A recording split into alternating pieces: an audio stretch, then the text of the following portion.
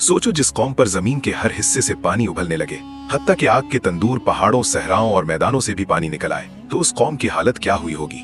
आइए देखते हैं। ये उस वक्त की बात है जब हजरत नूह अलैहिस्सलाम ने सहरा में लकड़ी के तख्तों और मीखों से कश्ती बनाना शुरू की। जब कौम के सरदार वहां से गुजरते तो वो मजाक उड़ाते, ओह कहते, यहाँ पीने का पानी भी नहीं और ये आदमी सूखी जमीन पर कश्ती चलाना चाहता है। वो कश्ती तकरीबन 150 मीटर लंबी और 25 मीटर चौड़ी थी। इसमें 3 मंजिलें थीं, हर मंजिल 5 मीटर बुलंद थी। फिर अल्लाह का हुक्म आ गया, आग के तंदूर से पानी उबलने लगा। हजरत नूह अलैहिस्सलाम ने पहली मंजिल में हर जानवर का एक एक जोड़ा सवार किया, दूसरी मंजिल में अपने घर वालों और ईमान लाने वालों को चढ़ाया, तीसरी मंजिल में तमाम परिंदों को रखा गया। अल्लाह के नाम से कश्ती चल पड़ी। वो पहाड़ों जैसी बुलंद लहरों के दरमियान चल रही थी।